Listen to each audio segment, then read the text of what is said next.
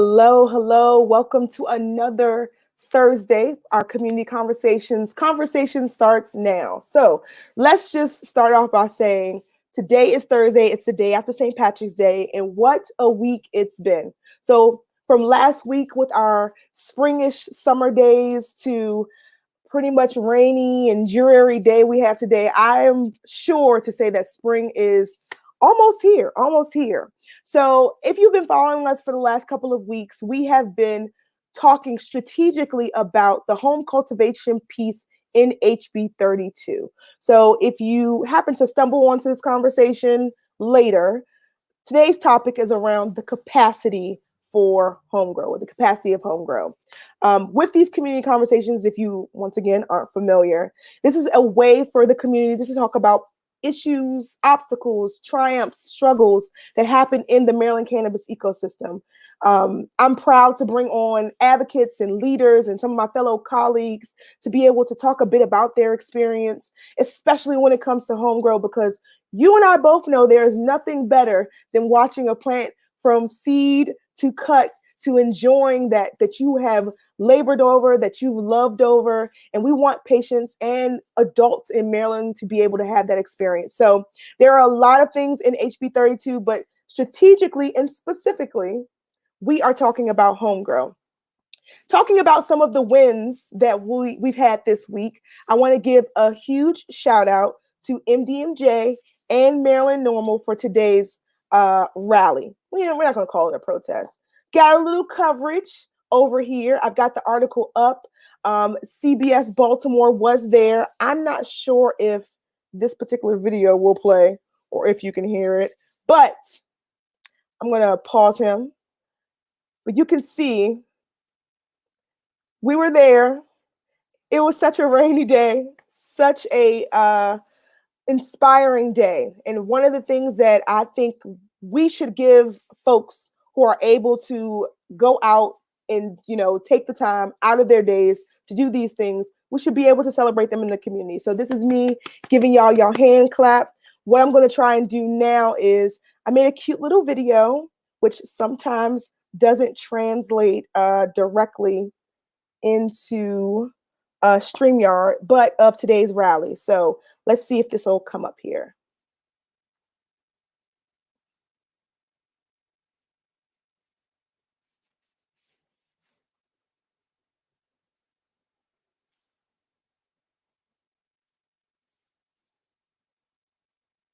Of course.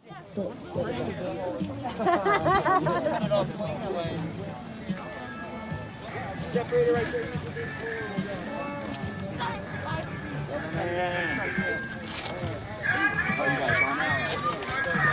I'll take care of this all. All right, now we're going to make a decision over here. All right, well.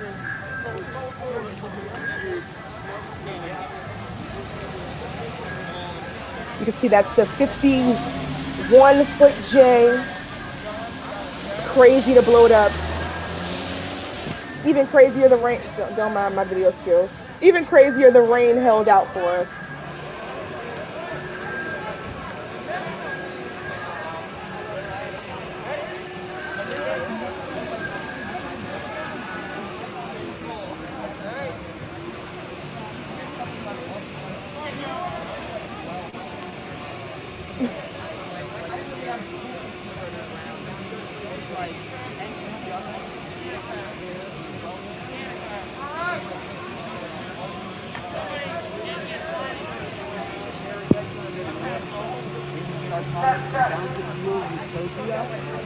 All right, guys. So we're going to use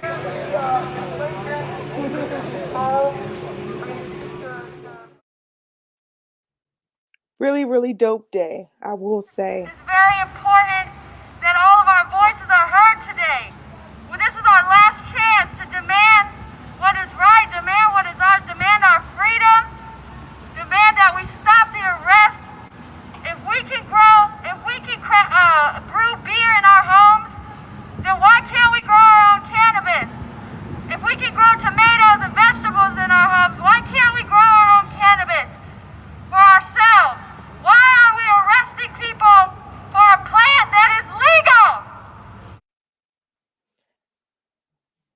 right. So that is just a taste of the rally today. If you didn't get an opportunity to go, there is a live feed on MDMJ's page and Maryland Normal. So feel free to check that out. Feel free to let them know exactly what you have going on or what you thought about the rally. And once again, it's not over. Crossover Day is Monday, March 22nd. So feel free to encourage your legislators.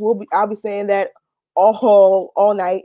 Feel free to encourage your legislators to pass this bill. And specifically, we're talking about HB 32. That there's a Senate bill that's there. You would like to take the weekend to put together a wonderful unity bill, you can do that as well. But uh, pass the bill as it is, and we can work out the logistics from there. So, about today's topic, we're talking about the capacity of home grow, and I am blessed and honored to have a guest with me who, I gotta say, one of the techniques that when I learned how to grow, I learned from watching her. She was one of the first Black women who I saw in the scene, whether it was DC, whether it was the first person I saw who looked like me, who knew how to grow and who knew what they were talking about, right? Because a lot of folks can kind of, tell you about a product, right? A lot of folks can say, oh, it smells really good, but if they can't tell you about the soil that it's being grown in, if they can't tell you about the wheat that it's in, they can't tell you about the plant's origins, there's so much more to growing cannabis than it is just dropping a seed in a pot. And that's one of the things that I learned, as I've been moving through this cannabis industry as well. But I just want to go ahead, bring her on, have her share her story. You all know her, of course. And if you don't, I can't wait for you to hear about her journey into cannabis and how it relates to what we are trying to do here with HB 32. So let's give a warm, warm welcome for my sister, Lisa. Grow with Lisa. Go ahead, girl. Hey, All right. Keisha. Hello, everybody. Good evening. So honored to be a part of this conversation tonight. One of my favorite topics of Homegrow with one of my favorite people, one of my favorite fellow Homegrow friends, Keisha. We go back. So it's very interesting to see how this industry is growing and developing around us. And, most importantly, how homegrow is being handled. Um, as she said, I'm Growth Lisa, I'm your favorite home grower. I'm a home grow advocate. And stressing just kind of the importance of people, even if you don't want to do it long term, but if you are medicating with cannabis to um, grow your own, especially if you have the right to grow your own right now. In Maryland, we don't. I was formerly in the DC scene. I was there when they passed Initiative 71. And as a DC resident, I decided to take advantage of the opportunity to grow.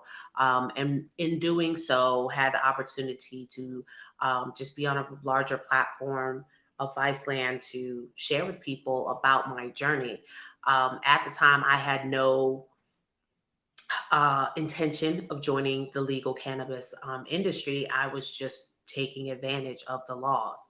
But that developed into an opportunity to educate, to advocate, and to inform people about the home growing process, and just to let people into my world and to really hopefully inspire them that anybody can grow.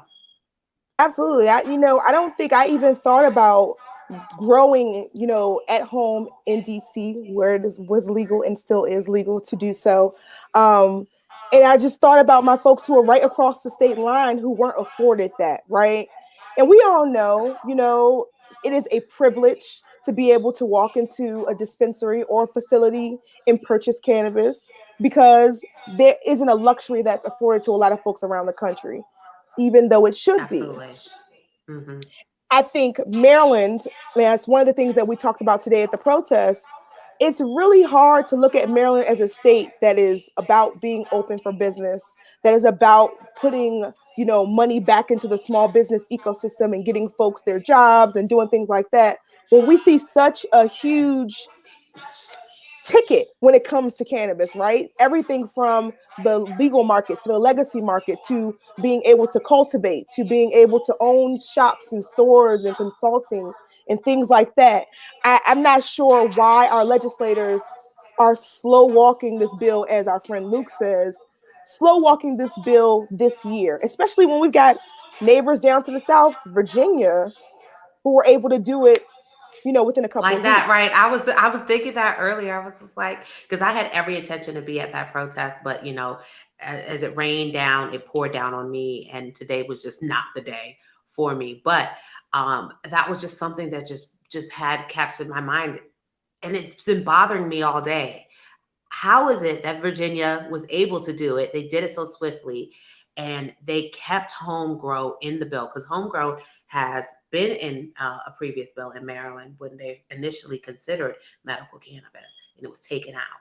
And that happens in a lot of states where they Mm. have included Homegrow, but somehow, somewhere, somebody has convinced people that patients growing their own cannabis at home is going to hurt the commercial or medical markets, which is the completely false. And you know that if you grow. And I feel that those people that are trying to influence the decision makers and telling them this false information, providing them. But then again, if you're not growing cannabis, sure, if somebody comes and starts spitting some things that they claim to be facts to you, you're inclined to, listen. But if you really investigate and have talked to people that are experienced in home cultivation, when we say home cultivation, it's just for your individual use and sharing purposes, not for any commercial purposes, selling it, any of that.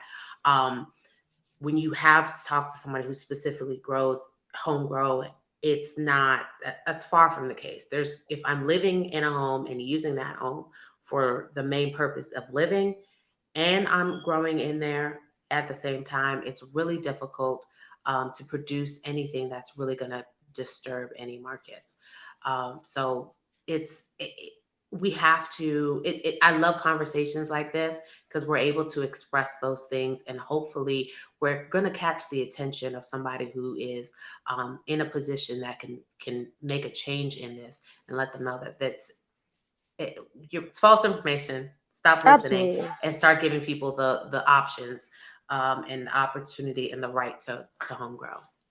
Absolutely. And I think, when we talk about the capacity, I think the biggest issue is that you brought up, especially, is people think that folks who are growing at home are going to grow these, million square footage and, supply the town, the neighborhood. Whereas when you think about one of my good friends, DC Scarger, was at the protest today. He talked about when you grow, make sure that you're growing enough, or you're growing enough for your personal and your friends. Typically, you don't need much more than that, because you and I both know there have been times where it's just everywhere, right? It's in a jar here, it's in a space Right. here, in a very protected area, not near children, but still, like, I don't know where these lies come from, where people think that you're going to be able to grow and supply for your entire community when you just want to grow a couple of ounces to be able to take care of yourself and your family. And you brought up something that I was hoping that we would touch on as well, in terms of like growing around your children. You're saying it being in a protected space around children. And I actually have to really disagree with hiding a plant from a child. Yes, yes, I'm You a know, spy D-Rock on. if we are really looking at this as medicine, and we know it is proven facts that it's no way in any shape, in whatever form it's in, is harmful to anyone. So when we limit exposure to children, I feel we limit their access to this industry. And if we look at the leaders of the industry right now, they do not look like these three people who are on the stage, on this platform. What's up, D Rock? Hey, Um, and their children are learning from them, and they will then take over the industry while we're sitting here still talking about equity and a piece of the pie. So it's really important that we do engage our children and we inform and educate them at an early age about the benefits, the uses of this plant. And in whatever capacity that we can or feel comfortable doing, we include them in our process, in our entrepreneurship in this space. And I feel that that is really that gateway into having that seat at the table and bringing more brown faces into the space. But it starts, I feel, with homegrown. I agree. So often people are always spouting the rhetoric around the children. When I think about, I grew up in a very hybrid entrepreneurial family. My aunt owned a deli, my mom owned a few businesses, and I was never left out of that process. Where was I Saturday morning? Not at the playground. I was out slicing tomatoes, mad. I still really won't eat an Italian now to this day. But I think about what that hard work instilled in me, right? The ability to be able to think that I can then manifest what my life will look like, what my empire looks like. Coming full circle 15 years later, as I'm building my business, I think about those same values that I learned slicing tomatoes on Saturdays or peeling onions on Sunday or spending really long times in community meetings, right? I think about my mother dragging me to community meetings growing up and having to hear about this traffic lights, but being an active participant in my community. And I think the same way that folks lobby to get dispensaries out of their towns, it's the same way that we can influence and talk to folks in our community about this plant. And I like that you brought that up too, because I had a discussion with a colleague about how do we, when we talk about capacity, we talk about what touches brown and black folk when it comes to home grow, right? And I'm just going to be specific since we all black on this call. How do we talk to our leaders? How do we talk to our mega church pastors and our corner store Baptist folks to be able to talk to their congregations? How do we talk to our doctors who are in the program, but they ain't really about that, right? They're good for the $250 cert, but they don't really know much more after that. So like, I'm really interested to kind of hear, that's been my biggest piece as far as the capacity goes, because this conversation needs to move out of us, because we all have done the work and will continue to do the work. But how do we influence others who look like us, who may not necessarily be as passionate about what we're doing with cannabis, but may have a grandmother who uses a little balm on her shoulder every once in a while, or they take CBD because the stresses of their job versus a glass of wine. So I'll stop there and say, what are some suggestions on actually reaching that capacity of community? Well, I'll speak up. I can't speak too much. I'm just excited to be on here. I just came from the dentist, but cannabis is my thing. So it doesn't matter what position I'm in, I'm going to speak my voice, right? As you know, I'm D. Rock Palmer from Extreme Turks. Been in the industry for a long period of time. I know all of these beautiful faces on the screen. We've been in this industry pushing this law and the community for a long period of time. What I think about with your question is become more personable, right? Go approach them.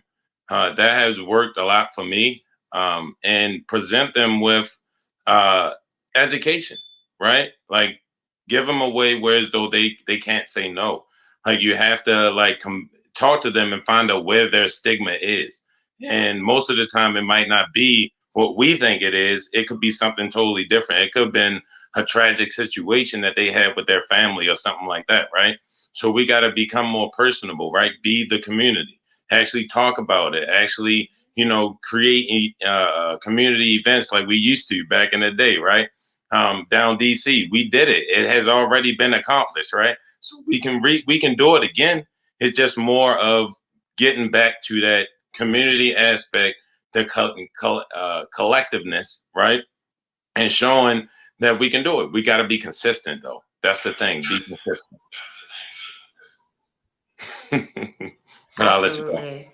Um, yes, I would say, I I can't speak for anybody else, but I definitely agree for D Rock when he talks about the community aspect of it. I personally love to push cannabis to in people's faces, and I know that sometimes people may not be very well receiving of that. However, sometimes that's kind of like the only way that works, and that's kind of like my personality. I'm very like, oh, like, here, do this, you want this, here, until like you either slap it out my hand or you accept it and understand that I'm really just trying to do something good for you.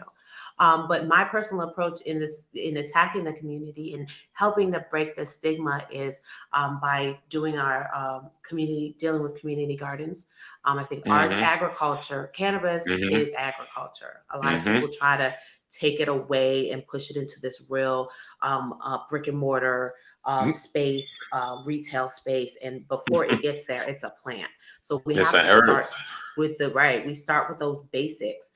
So I like to infuse gardening, vegetables, particularly pumpkins. Doing a pumpkin patch for the citizens of Ward 7, for the children of Ward 7. As a former resident of Ward 7, my children didn't have the opportunities to go to pumpkin patches. They didn't get an hands-on agricultural experience like the children did when we used to live in Ward 1.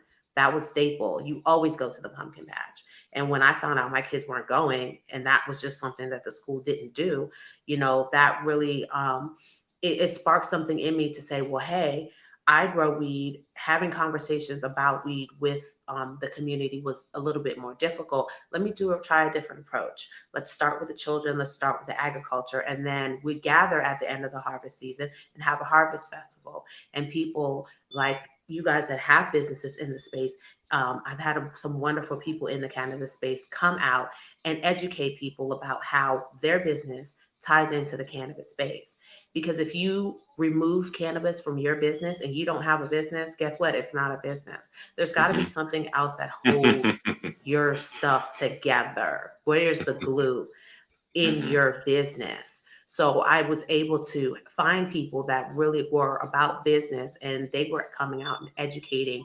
And not only that, but gaining more clients as well, as the community came out. And that's really, I felt, has been really effective, more than just saying, hey, this is about weed, everybody come get your weed, free weed everywhere. Like that's great to be a provider, because we need those people. Not saying that they are not necessary, but when you have that, when you come with a plant and say, hey, grow this, and somebody says, no, I don't know how to do that, and I'm not willing to learn, we have to understand that growing is a life skill. And we need to get back to those basics, particularly in our community. When there's Ward 7 and there's only one grocery store in the ward, in Ward right next door in Ward 5, there's 7 grocery stores. That's the issue, and that's really kind of Mm-hmm. what is holding us back, is not not willing to get our hands dirty and realize that we have to start with the basics before we get to the top. You so much to unpack. So much to unpack. Let's It start with is. the pumpkin patch. I totally forgot about that. That was ingenious, right? Because once again, you're making that community connection. And I grew up in Ward 5, so I completely understand the disparities around the different wards in DC, and didn't realize how blessed I was to be where I was, born where I was, until I had to move out of that ward. Um, It's the I same in Baltimore, Absolutely. though. and It's I the was going. same exact way in Baltimore. Like they're Woo! putting all the grocery stores in the outskirts near the Mm-hmm. beltways, right? And the inner city is not near the beltways. So I'm kind of doing the same thing and partnered up with the farm and trying to give back. Uh, of course, we're going to be doing our hemp, but at the same token, actually giving natural foods and trying to bring the community to the farm. Bringing kids. Just like going back to what you said of keeping the plant away from kids, I don't think you should at all, because all that's going to do is create another stigma, right? Mm.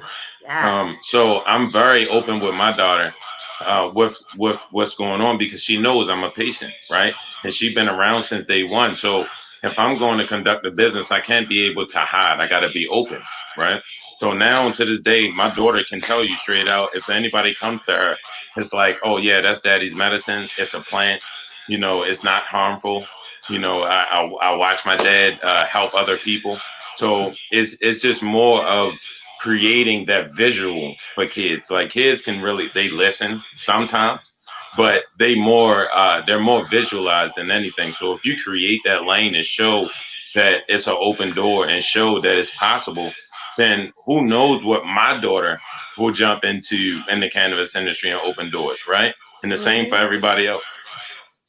And her Absolutely. And friends as well. right. Exactly. Because you're that influence just follows and flows through your community. Right. And you're totally right. Maryland, I always talk about the disparities, especially when it comes to dispensaries. Hmm. We have 23 counties plus Baltimore City in the state of Maryland, and there are 5 counties with no dispensaries. Yeah. We can blame it on zoning, we can blame it on regulations, but there's no reason that someone should have to drive more than an hour to get quality medicine. I'm not even going to talk about chasing prices. I'm just talking about getting from point A to point B to get your meds. Hmm. Same thing with the grocery stores. It reminds me of when you talk about children and putting them on the farm. It reminds me of when kids don't understand that milk comes from cows and they think it comes from the Hmm. grocery Right. store. Hmm. Hmm. Mm-hmm. It's the same thing. So I think, this is a really good kind of launching pad for folks who are looking to talk to their families, talk to their communities, envision what home grow and home cultivation would look like in their communities. Um, I think it's also important that we continue to inform our legislators, right? It's not over. We got a couple more days, and even then we can push till the end.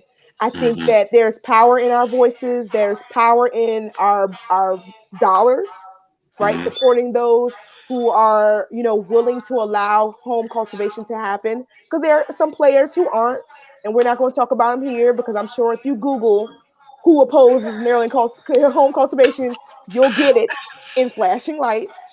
um, but what I will say is that we're willing to work with the industry. We're willing to help the pipeline for folks who are looking to get employed.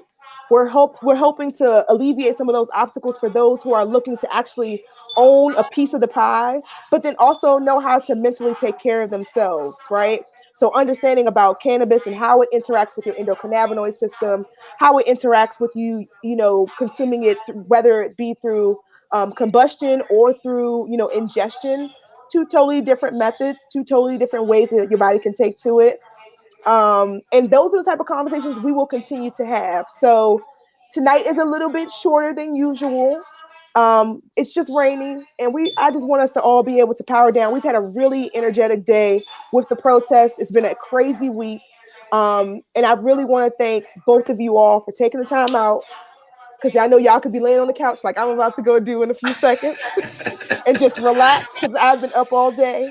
But this is the community, right? We are the community. These are my colleagues. These are the people who I call on when I need to be able to push things, and they do the same thing. So I say this publicly. I'm giving y'all flowers, and I look forward to us building this ecosystem, because we've done it already. D-Rock already said we didn't held the events. We know what it looks like. It's just being able to bring that community to a much larger place. But I think that it'll be so much more effective once we do. So Yes. I just want to thank you all really quickly. Go ahead and let folks know where they can find you, what you may have coming up, if the pumpkins are coming back, how we can support with that. D-Rock, tell us about your products. And that's all I have to say. Y'all already know about me. So I'm going to go ahead on mute, and I'm going to let Lisa start. All right. Well, yeah, definitely shout out to D Rock. Shout out to you, Keisha. I remember meeting D Rock in like 2016 in Baltimore and talking about CBD. And I was just like, well, look, and I was just happy to be around weed. And here he comes talking about something new. And it was a guy that, a black man. I was like, oh shit, this is really dope. I've always been inspired by your commitment to education, educating people about the products, and rather than just trying to be a distributor and just giving people weed, because it was something that was being popular and talked about at the time. And of course, Keisha, back to the gardening Tuesdays, gardening clubs over at the CCC studios. It was a really great collective space where local growers got together and shared, you know, that idea of sharing information, exchanging it in a manner that builds each other up rather than, you know, everybody out there doing things on their own. Those are moments that I should really genuinely cherished, and opportunities to get to know you, because I probably would have not run into you guys had it not been for this space and this plant to allow us to do that. So where you guys can find me as outdoor is opening up, you guys can find me in the garden. I am back with the Grow Lisa Community Project. I can use your help in the garden as well, as we are going to be planting on Earth Day. We're going to be putting down our seedlings, our pumpkins, our watermelon, our squash, our tomatoes, our peppers, our hot peppers.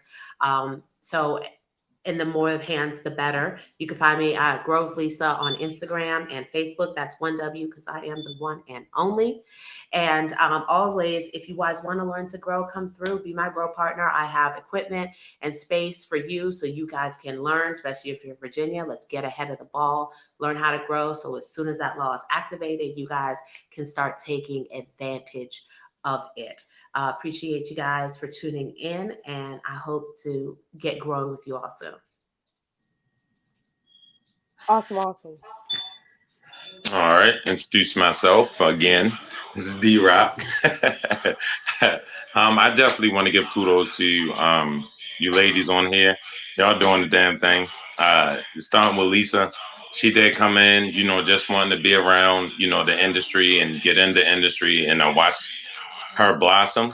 I see what you're doing. You're doing amazing things. I seen when you started growing the plant. I'm like, wow. Okay, another person that taking another portion of the cannabis industry, right? Because this industry is real huge. People think that it's just selling cannabis. It's so many avenues to this industry that it's ridiculous, right? There's opportunities where you don't have to touch the plant, right? You don't have to touch the plant, but you're a part of the industry, right? But yeah, you definitely give kudos to you. You know, I love to put my hands in the dirt, you know, and kudos is given to your community down there. Continue to give them to your community. I'm looking forward to collabing with you and trying to grow, you know, the community more. Cause you know what I like to bring? I like to bring smiles. I like to see these, right? That's what Extreme is about, is bringing the smiles and the happiness, right? But Keisha, you know, I'm loving the platform. I'm loving that you're doing, you know, this collective thing during the COVID, doing, you know, trying to bring the puzzle pieces that were broken apart, bringing them back together. I love it. You know, when we first met, it was like fireworks, and then I constantly seen you at multiple different events, and you know, it just bonded, right? Um, and you know, we do a lot of stuff in the background, collabing, and I'm looking forward to doing a lot more great things. Putting my face more on the screen, which I'm still getting used to because I'm more of the, you know, face to face type thing. But anything that I need to do to get, you know, the community involved, I'm really want to risk the sacrifice to make sure that this plant gets saved and get brought back to the natural state that it was in before. Where you can meet me or find me is www.extremeterpscbd.com. Of course, you can find me on Instagram, extreme_terps. I'm also on Facebook, Twitter. I'm basically constantly trying to be out there on every platform there is. But yeah, if you have any questions, any concerns, I'm open for, you know, to help. I know Lisa is open to help. Keisha's open to help. That's what we're here for.